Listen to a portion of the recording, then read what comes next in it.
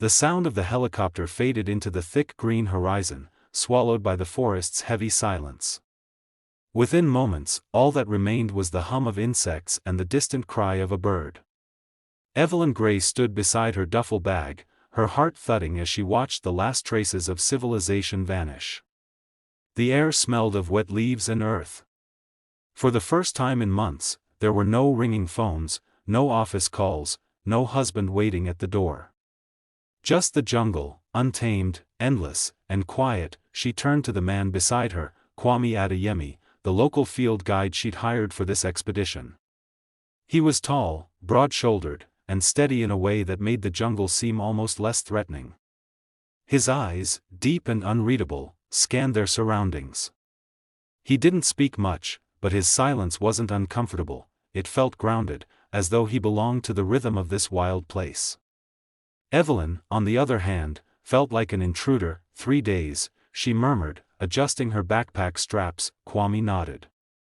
3 days, he repeated, his voice calm. That's all it will take to see what you came for. He didn't ask what she was truly searching for. Maybe he already knew it wasn't just about the lions she claimed to study. Evelyn told herself this trip was purely professional, a test run for an upcoming wildlife project. But deep down, she knew the truth, she was testing herself. Her marriage. Her restraint. Her need to feel something again. By sunset, they had set up a small camp. The air grew cooler, shadows lengthening across the ground as the forest began to sing its nighttime song. Evelyn busied herself unpacking equipment, trying to ignore the thoughts crowding her head. Her husband, Marcus, had begged her not to take this trip. Or maybe he hadn't begged, maybe he'd just stopped caring enough to try. Their last conversation had been sharp and hollow. He'd accused her of hiding behind her work, of avoiding him. She'd replied that at least her work still needed her. Now, as the flames of their campfire flickered, she replayed that moment in her mind. Maybe he was right. Maybe she did run away too easily. Kwame sat opposite her, quietly feeding dry leaves into the fire. You travel light, he said, his voice breaking the stillness. Evelyn gave a faint smile. Enough to move fast if I have to. That says something about you. She tilted her head. What does it say? That you don't like being tied down, he said simply. She looked into the fire, avoiding his gaze. The honesty in his tone disarmed her. He hadn't said it as an accusation, just as an observation. Still, the words stung. He didn't know her, and yet somehow, he'd seen through her within a few hours. They ate dinner in quiet, simple rations and boiled water, but conversation soon slipped between them like a current. Kwame spoke of his home near Lake Naivasha, of long days tracking elephants and learning the forest's patterns. His voice was calm, unhurried. Each story seemed to carry a small truth about patience, balance, and loss. Evelyn found herself drawn to his steadiness, to the way he seemed at peace with solitude.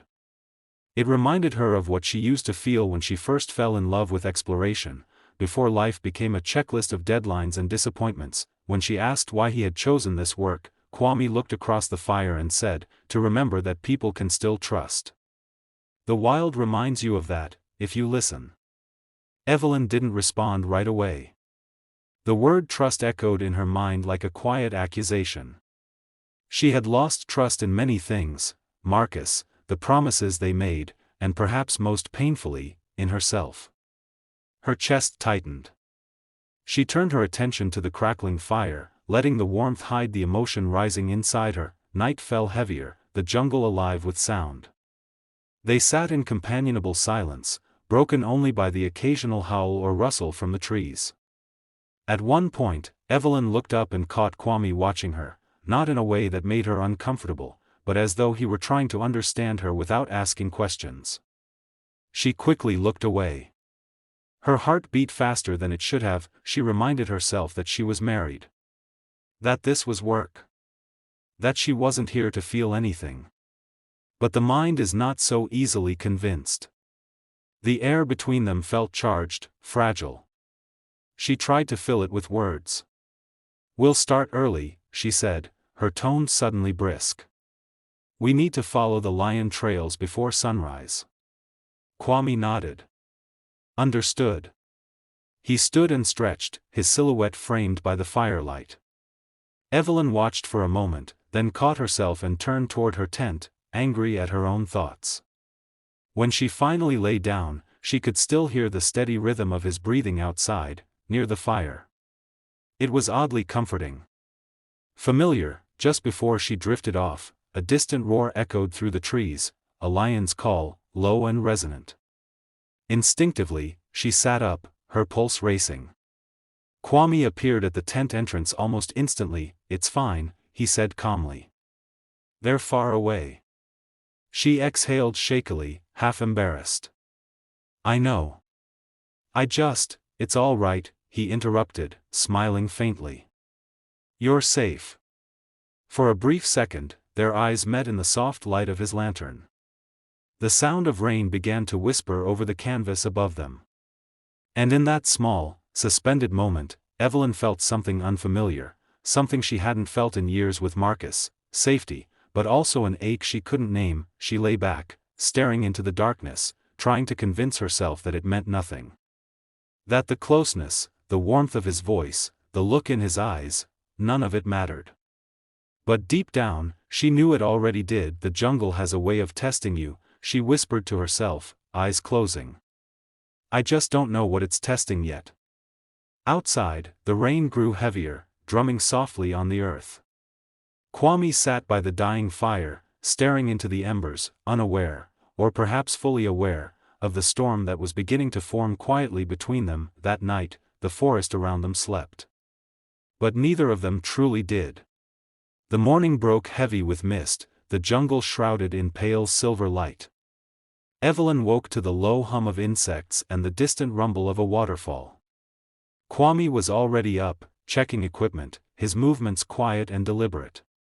She watched him for a moment, noticing the calm efficiency in everything he did. He moved like someone who belonged to the earth itself, grounded, patient, unshaken. She envied that peace. They began their trek just after sunrise. The air was damp and thick with the scent of soil. Evelyn followed behind, documenting footprints and broken branches, pretending her focus was on the study. But every now and then, her eyes drifted to him, to the way his shoulders moved, to the quiet strength in his presence. She hated that she noticed that at one point, they crossed a narrow wooden bridge that swayed with every step. Halfway across, Evelyn's foot slipped on the slick plank. She gasped, clutching at the rope, but the bridge jolted dangerously. Before she could lose balance, Kwame reached out and caught her wrist. The world stilled for a second. His grip was firm, his eyes locked on hers. "You're all right," he said, voice low, steady. She nodded, breathless. "I'm fine." But she wasn't fine. Not because she was afraid of falling, because for one terrifying moment, she hadn't wanted him to let go. When they reached the other side, she tried to laugh it off. "Guess I'm not as graceful as I thought." Kwame smiled. "Grace doesn't matter out here. Balance does." They walked in silence for a while. Evelyn tried to shake off the feeling, but it stayed with her, the warmth of his hand, the calm in his tone. She reminded herself again why she was here: to test his professional skills, to evaluate his performance for the research team. Nothing more. But the jungle didn't care about her rules. It had its own way of unearthing what people tried to bury. By midday, they stopped by a narrow river, the water clear and cool. Kwame filled a flask while Evelyn sat on a rock, writing notes that barely made sense. He joined her quietly, handing her water. For a long moment, neither spoke. The silence between them felt strangely intimate, as if words would only break something delicate. Kwame finally spoke, his tone thoughtful. "I used to come to places like this with someone. A woman I loved." Evelyn looked up. "What happened?" "She left," he said simply. "City life. Bigger dreams. I don't blame her. But when she left, I stopped chasing people who only want me when it's convenient." Evelyn stared at the water, unsure how to respond. His honesty disarmed her. No walls, no performance, just quiet truth. She wanted to tell him that she understood, that she too had loved someone who had slowly become a stranger. But she didn't. She couldn't. Instead, she just said, "That must have been hard." He nodded. "It taught me something important. If you spend your life running, you'll miss the ones willing to walk beside you." The words struck her harder than she expected. They echoed in her chest like an old memory. She thought of Marcus, the nights they sat on opposite ends of the couch, pretending the silence didn't mean anything. She thought of the way he'd looked at her the morning she left, his eyes tired but still searching for something in her. He had said quietly, "You always run, Evelyn. Even when I'm not chasing you." She hadn't known how to answer. Now, hearing Kwame's words, she felt the weight of what she'd left behind, not just a husband, but the version of herself that used to believe in connection. A sudden wind rustled through the trees, carrying the smell of rain. Kwame glanced up. "We should move. There's a storm coming." By the time they reached the camp again, the sky had darkened. The first drops of rain began to fall, gentle at first, then relentless. Thunder rolled across the jungle like a warning. Evelyn and Kwame scrambled into the tent, closing the flap against the downpour. The sound was deafening, the walls of the tent trembling under the storm's weight. Inside, they sat in silence, inches apart. The air between them was charged, the small space thick with humidity and something else neither wanted to name. Evelyn tried to steady her breathing. She could feel the warmth of his presence even without looking. "This storm," Kwame said softly, "it'll pass by morning." She nodded. "They always do." But she wasn't talking about the weather. For a long time, the only sound was the rain. Evelyn closed her eyes, trying to focus on anything else, the research data, the project timeline, Marcus, but her mind kept circling back to this moment. The tent, the closeness, the feeling of being seen without explanation. Kwame spoke again, his voice barely audible above the rain. "You seem like someone who carries a lot. But doesn't share it." Evelyn opened her eyes. "And what makes you think that?" He smiled faintly. "Because you don't rest, even when you're still." She wanted to argue, to tell him he was wrong, but he wasn't. She'd spent years trying to be everything at once, the capable wife, the perfect researcher, the person who never needed help. And somewhere in that perfection, she'd lost something real. The thunder grew louder, shaking the ground beneath them. Evelyn's heart raced, not from fear, but from the storm inside her. She turned slightly, meeting his eyes. The moment hung suspended between them, fragile and dangerous. Kwame's gaze softened. "You don't have to run anymore," he said quietly. Evelyn froze. The word struck deep, hitting the part of her she'd been trying to ignore. She wanted to reply, to deflect, to pretend she didn't understand, but she did. Completely. The rain beat harder against the tent, drowning out everything else. She looked away, her breath uneven. "I'm not running," she whispered, though both of them knew she was lying. Kwame didn't press further. He simply leaned back, his eyes distant, letting the silence speak for both of them. Evelyn turned away too, her thoughts spinning out of control. She didn't touch him. He didn't reach for her.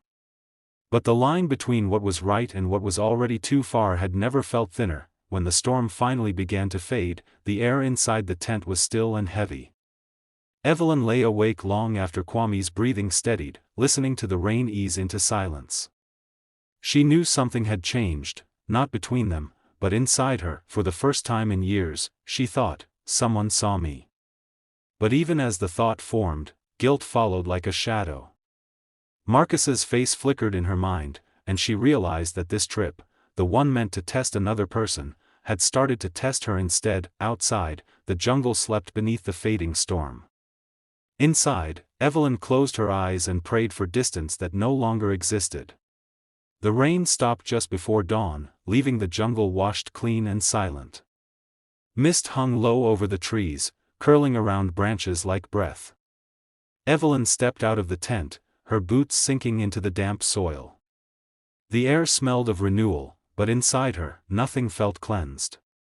She breathed in deeply, trying to steady herself, but the night before replayed in her mind, every glance, every word that had passed between them in the dark. Nothing had happened, not really, and yet everything had changed. Kwame emerged a few minutes later, calm as always. He greeted her with a quiet nod and began packing the equipment. His restraint only made her more unsettled. She wanted to say something, to apologize or to pretend nothing had shifted, but no word seemed right. Instead, she picked up her notebook and began writing observations about the storm's aftermath, forcing her hands to stay busy. When they started the hike back toward the extraction point, the forest felt different. The storm had stripped it bare. Sunlight broke through in sharp beams, glinting off wet leaves. Each step squelched in the mud, each sound sharper than before. Evelyn walked ahead this time, needing the distance.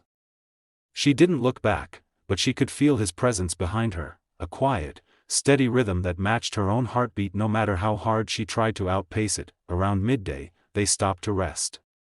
The air had grown thick again, heavy with moisture. Evelyn sat on a fallen log, lost in thought, when a sudden rustling came from the undergrowth. Kwame motioned for her to stay still. From between the trees, a lioness appeared, sleek and powerful, her golden coat glistening in the light. Evelyn's breath caught. They were too close. Kwame moved slowly, his voice calm and firm. "Don't move. Don't speak." Evelyn froze as the lioness stared straight at them. Seconds stretched like hours. Then, as quietly as she had arrived, the animal turned and disappeared into the brush. Evelyn exhaled shakily, her knees weak. Kwame's hand brushed her arm briefly, steadying her. "You're safe," he said softly. She nodded, her voice barely a whisper. "You always say that." "Because it's true," he replied. The warmth of his touch lingered even after he stepped away. She turned toward him, words rising and dying in her throat. Gratitude, guilt, confusion, they tangled together until she couldn't separate one from the other. By the time they reached camp again, the helicopter was already circling overhead. The sound cut through the forest like a reminder that their time in this suspended world was ending. Evelyn watched as Kwame loaded the final bag, his movements efficient, controlled. She felt an ache she couldn't explain, an ache for something that never really began. Before the pilot signaled them, she finally spoke. "Kwame," she said quietly, "thank you. For everything." He met her gaze. There was kindness in his eyes, but also understanding, like he already knew what she couldn't say out loud. "Sometimes," he said, "being tested means learning what we can't have." The words hit her harder than she expected. She wanted to reply, but the helicopter's noise swallowed her voice. Moments later, she climbed aboard, and the jungle began to shrink beneath them. From above, it looked peaceful, an endless sea of green hiding all the chaos that had stirred inside her. Back in the city, the air felt different, sharper, colder. Marcus was waiting at the airport, his expression unreadable. He didn't embrace her, didn't even ask about the trip. "Long 3 days," he said flatly as they walked toward the car. "Yes," she replied, staring out the window. "Longer than I expected." The drive home was quiet. Streetlights flickered across Marcus's face, highlighting the tired lines she hadn't noticed before. He looked older, worn. She wondered when she had last really looked at him. The silence between them wasn't angry anymore, it was hollow, and that frightened her more. When they got home, he went straight to his study. Evelyn lingered in the hallway, her hand brushing against the framed photo on the wall, their wedding picture, taken on a bright summer day. They looked happy then, unaware of how quietly love could fade when left unattended. That night, she unpacked her bags. Among her notes and recordings, she found the small stone Kwame had handed her on the first day, a smooth, dark river stone he said brought focus and clarity. She turned it over in her palm, feeling its weight. A reminder of the jungle. Of silence. Of what almost happened. Later, she sat at her desk and began to record her final field notes. Her voice trembled slightly as she spoke into the recorder. "Subjective observation," she said. "The jungle reveals more than wildlife behavior. It exposes human instinct, our fears, our desires, our truths. And sometimes, it tests what we believe we can control." She paused, her throat tightening. "This time, it tested me." She clicked the recorder off and sat back, staring at the dark window.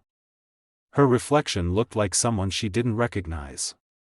Someone who had crossed an invisible line, not with actions, but with thoughts and emotions she couldn't undo. In the following days, Evelyn tried to return to her routine, meetings, reports, small talk with Marcus, but something in her had changed. The jungle had stripped away her excuses. She couldn't pretend anymore that her marriage was just fine or that her loneliness was temporary. One evening, she stood by the window watching the sunset. Marcus entered the room quietly, stopping beside her. For a long time, neither of them spoke. Then, softly, he said, "You seem different." She turned toward him, meeting his eyes for the first time in weeks. "I think I am." "Is that good or bad?" he asked. She hesitated. "Maybe it's honest." He didn't reply. They stood in silence as the last light faded, the distance between them both familiar and painful. That night, when Evelyn finally lay down to sleep, she dreamed of the jungle again, the sound of rain on canvas, the crackle of firelight, and Kwame's voice saying, "You don't have to run anymore." When she woke, the city was already alive outside her window. She opened her journal and wrote only one line: "Infidelity begins in silence, not in touch." Then she closed it and set it aside, the morning sun spilling across her desk. The jungle had tested her heart, and though she returned untouched, she knew she would never be the same. Some temptations leave no scars on the skin, only quiet echoes in the soul.